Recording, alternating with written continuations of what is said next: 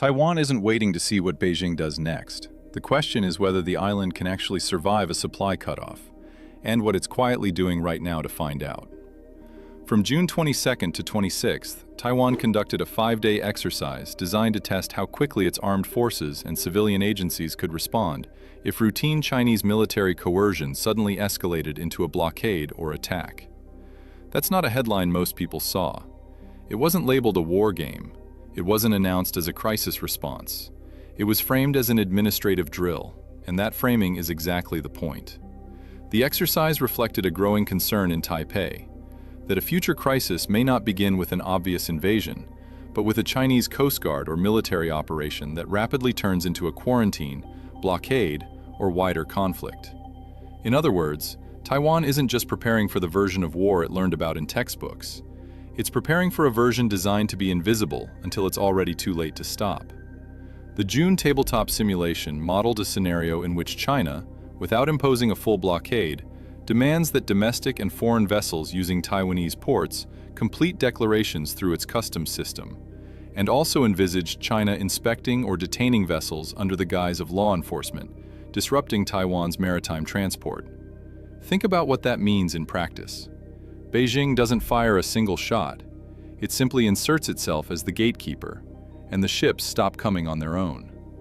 Taiwan's drills followed a recent Chinese Coast Guard operation east of Taiwan, which fell short of simulating a blockade, but required similar naval positioning. The pattern here isn't accidental. China's Coast Guard has been building the muscle memory for exactly this kind of pressure campaign, one step at a time. Taiwan's Coast Guard administration confirmed figures that mark one of the sharpest single-month escalations in Chinese maritime pressure on Taiwan in recent memory, with 55 sightings in June, compared with 30 in May and 25 in June 2025, representing a 120% year-on-year increase. That surge isn't random noise. It's a signal about how Beijing is choosing to escalate, not with missiles, but with hulls. Taipei calls this lawfare, using legal and procedural frameworks to achieve coercive effects without the political cost of declaring a military operation. The Jamestown Foundation, in a June 2026 analysis by Dr. Ying Yu Lin of Tamkang University, gave the emerging model its most useful label, quasi-quarantine. By broadcasting radio demands on VHF Channel 16, the International Maritime Distress and Calling Frequency, Chinese Coast Guard vessels are building a database of traffic patterns, vessel identities, cargo types, and flag states passing through Taiwan's eastern approaches. Every ship that answers is giving Beijing a richer picture of the island's supply chain. Every ship that doesn't is proof of concept that the demands can be ignored, for now. So now we know the threat is real, it's already in motion, and it doesn't need a declaration of war to begin. The harder question is what Taiwan can actually do when the grip tightens. And if you want to follow how these drills and this pressure campaign evolve in the coming weeks, subscribe now. Because the interdepartmental exercise that Taipei's Ministry of the Interior flagged for this very month is the one that will reveal whether Taiwan's counter-strategy has any teeth. President Lai directed the National Security Council, the Ministry of National Defense, the Coast Guard Administration, and other agencies to strengthen Taiwan's maritime and air intelligence, expand the use of drones for reconnaissance and escort missions, improve communication with commercial ships, and update energy and critical supplies stockpile plans after the June tabletop exercises. That's a presidential directive flowing directly from a simulation. When a head of state starts changing standing orders because of a drill result, the drill revealed something that alarmed him. The government is also set to carry out its first ever joint exercise between the Interior Ministry and other departments specifically to escort ships carrying natural gas and oil during a naval blockade. That word, first ever, should land hard. Taiwan has existed under the shadow of this threat for decades. The fact that it has never done this particular exercise before tells you how fast the threat assessment is moving. Taiwan's Ministry of the Interior announced in April that the government will hold interdepartmental drills to practice securing Taiwan's foreign and domestic supply chains and escorting commercial ships through a blockade in July. That's this month, right now. Deputy Interior Minister Sawyer Mars stated that 3 corridors are the core of Taiwan's plan to counter a blockade from China: routes toward the Philippines, toward Japan, and toward the United States. Mars said he expects Japan and other countries to assist in future escort missions. 3 corridors. That's the entire architecture of Taiwan's survival strategy reduced to a single sentence. And notice what's missing from that list: the Taiwan Strait itself.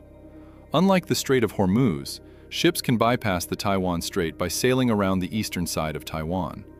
But rerouting those shipments farther out into the Pacific Ocean will likely drive up costs and create delays.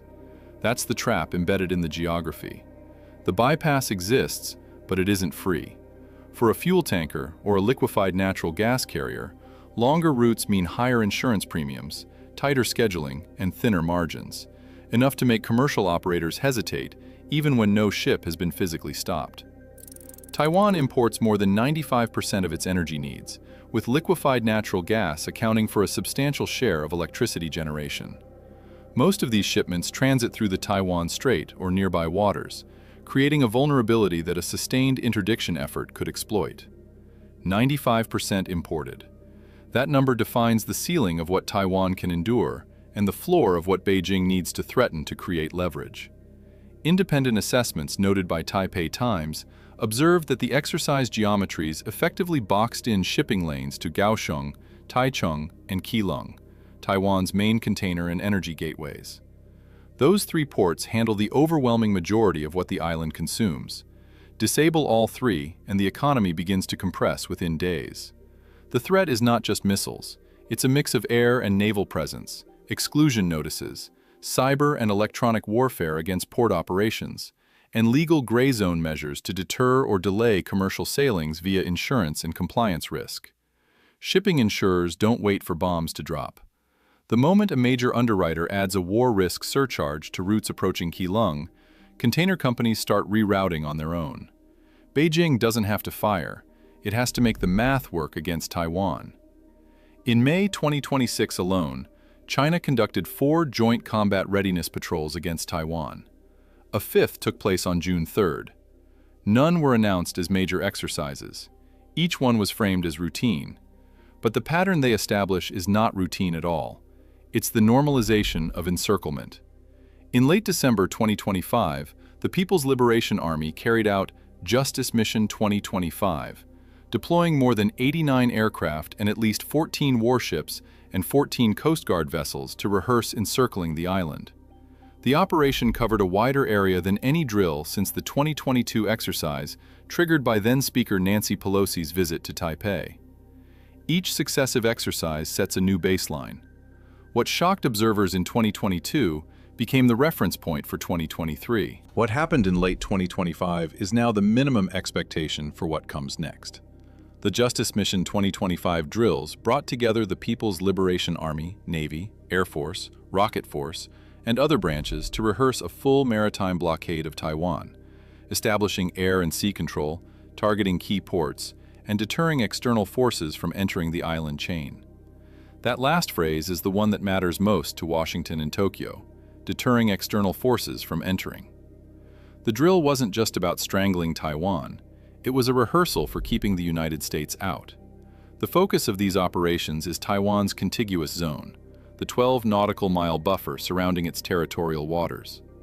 The steady normalization of People's Liberation Army activity within this space marks a subtle but consequential shift, one that lowers thresholds, increases the risk of miscalculation, and sets a potentially destabilizing precedent for future Chinese military operations.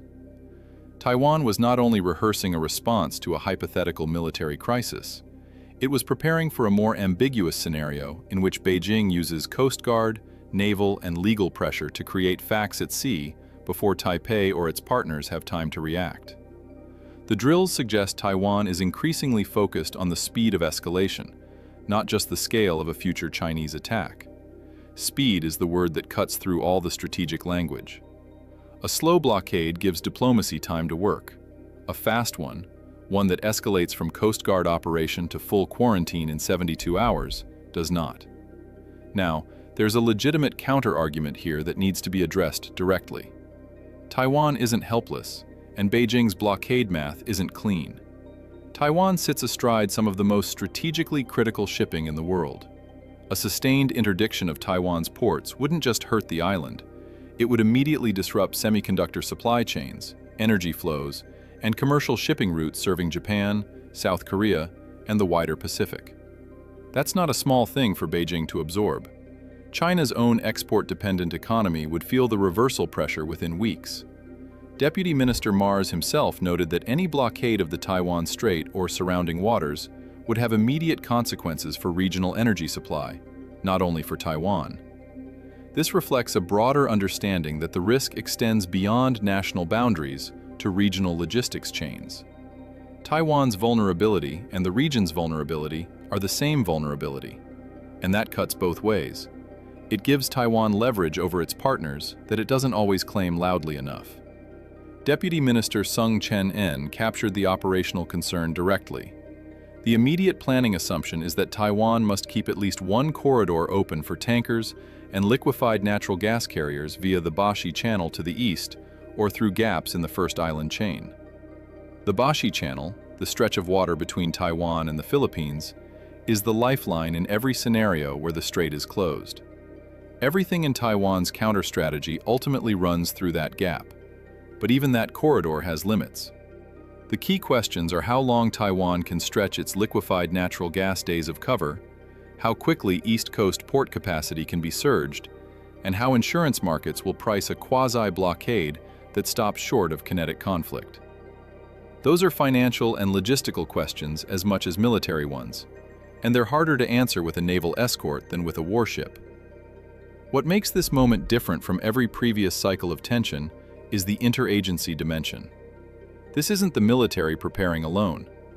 The initiative brings together the Ministry of the Interior, the armed forces, and maritime agencies to rehearse coordinated responses to disrupted sea lanes.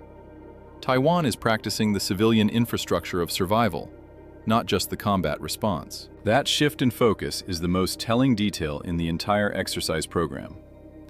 This approach reflects a growing assessment within Taiwan's security institutions that a blockade, rather than a direct amphibious assault, could represent a more plausible initial phase of coercion by the People's Liberation Army. An island under siege doesn't need to be invaded if it runs out of fuel first. The Pacific supply trap is real. It's not hypothetical, it's being rehearsed by both sides right now. Can Taiwan keep 3 corridors open long enough for diplomatic and allied pressure to shift Beijing's calculus? And if China launches a quasi-quarantine that stops short of an open blockade, does that cross a threshold that pulls the United States and Japan into a direct response? Or does the ambiguity let Beijing squeeze indefinitely? Tell me what you think. Drop it in the comments below.